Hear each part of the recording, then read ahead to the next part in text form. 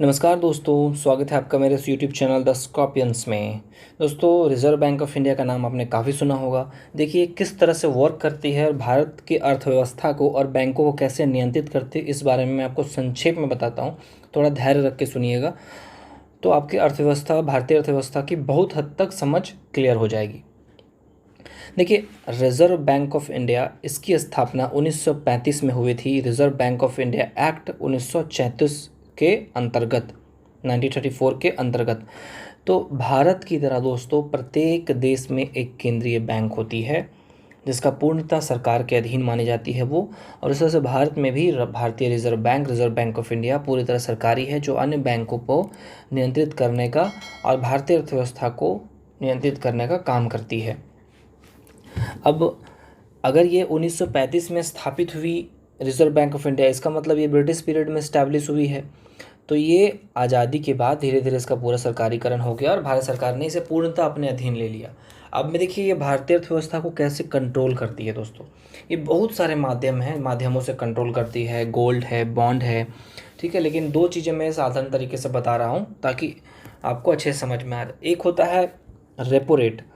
देखिए, जिस दर पर जो एसबीआई है, बैंक ऑफ इंडिया, एक्सिस या अन्य बैंक है, जिस दर पर सीमित समय के लिए आरबीआई से लोन लेती है तो उसे रेपो रेट कहते हैं, ठीक है। जैसे कि एक्सिस बैंक ऑफ इंडिया और भी जो आईसीआईसी बैंक ने 1 लाख रुपए उन्हें लोन में लिया तो उन्हें दिया गया 5% के दर से।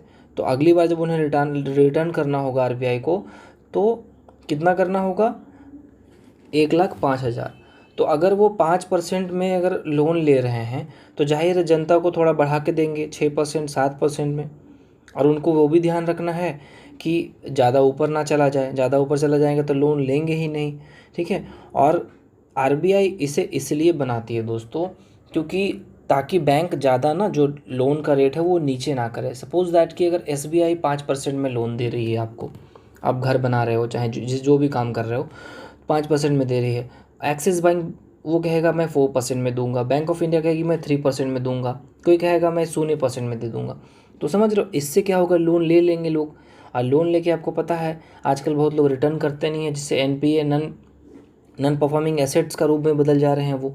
तो अगर वो रिटर्न नहीं करेंगे तो क्या बैंक कोलैप्स हो सकती है। और बैंक कोलैप्स होने के बाद क्या प्रॉब्लम होगा, हमारा, आपका और हम सभी, आप जो जनता लोग हैं उनका पैसा जमा होता है, तब उसी पैसे को तो देती है। अब बैंक पैसा कहाँ से लाएगी।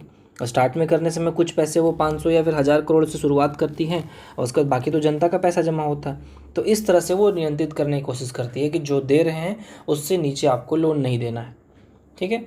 जब वो सस्ते में रेट में अगर लोन नहीं देगी दोस्तों तो जाहिर है उससे सस्ता में वो क्यों देगी बैंक, एसबीआई चाहे बैंक ऑफ इंडिया, क्योंकि उससे फिर उनको फ़ायदा नहीं होगा ना। 5% में लेके कम से कम वो 7% में ना दे तो कैसे हो, क्योंकि जो बैंक का इंफ्रास्ट्रक्चर है, ट्रांसपोर्ट है, इलेक्ट्रिसिटी है, बैंक में जो स्टाफ करते हैं उनकी सैलरी है, इलेक्ट्रिसिटी बिल है, ट्रांसपोर्टेशन में नोट को यहाँ से वहाँ पहुँचाना, नोट को लाना, ठीक है, लोगों का आना जाना, लोगों को लॉजिंग एंड फूडिंग, जो बैंक में ऊँचे अधिकारी हैं उनको घर आवंटन करना, इन सब का खर्च कैसे आएगा अगर बैंक बेनिफिट नहीं कमाएगी तो ये हो गया देखिए रेपो रेट। अब मैं बताता हूँ reverse repo rate. Reverse repo rate क्या होता है, जब आरबीआई बैंकों से पैसा लेती है जिस दर में, अक्सर रिवर्स रेपो रेट हमेशा कम होता है। अब आरबीआई पैसा क्यों लेती है बैंकों से, मान लीजिए बैंक ऑफ इंडिया चाहे एक्सिस है, चाहे वो ज़्यादा लोन दे रहे हैं, तो अगर आपके पास अगर सस्ते में लोन मिल रहा है तो 2 रुपये करके आपको इंटरेस्ट मिल रहा है 10 रुपये में तो या 1 रुपये में, तो ज़्यादा लोग लोन लेना शुरू कर देंगे। तो इन्वेस्टमेंट करेंगे, क्या वो फैक्ट्रीज लगाएंगे, काम होगा, उत्पादन होगा, तो फिर क्या डिमांड बढ़ने की संभावना हो सकती है। और जब भी मांग बढ़ती है तो महंगाई बढ़ जाती है। तो महंगाई ना बढ़े इसीलिए फिर वो रिवर्स रेट के माध्यम से आरबीआई बैंक को कंट्रोल करने की कोशिश करती है। अब रिवर्स रेपो रेट से कैसे करती है, मान लो कि वो दे रहे हैं 4.5% में, और वो जैसे कि अभी लॉकडाउन है तो लॉकडाउन में क्या हो रहा है दोस्तों, लॉकडाउन में तो लोन बहुत लोग ले ही नहीं रहे हैं क्योंकि उनको डर है कि मैं कपड़े की शॉप खोलूँ या फिर अभी बिल्डिंग बनाऊँ तो ना ही कपड़ा बिकेगा, ना ही उसमें लोग रेंट में आएंगे, ना ही मेरा फ्लैट बिकेगा, तो लोन ले ही नहीं रहे। तो बैंक में पैसा रखा तो वो बेकार हो रहा है, उनको कुछ मिल नहीं रहा, तो वो आरबीआई को देंगे। तो आरबीआई उसका कितना परसेंट देगी, रेपो रेट से रिवर्स रेपो रेट हमेशा कम होता है। अब जितना भी कम होता है तो मान लो 4% दे रही है, तो अगर वो 1 लाख लेंगे तो एटलीस्ट 1,04,000 का तो फ़ायदा हो रहा है। तो बैंक के जो स्टाफ है उनकी तो सैलरी आराम से मिल सकती है। तो ये हालांकि अर्थव्यवस्था बहुत बड़ी है दोस्तों, ये संक्षेप में मैंने समझाने की कोशिश की कि रेपो रेट और रिवर्स रेपो रेट से कैसे कंट्रोल करने की कोशिश करती है।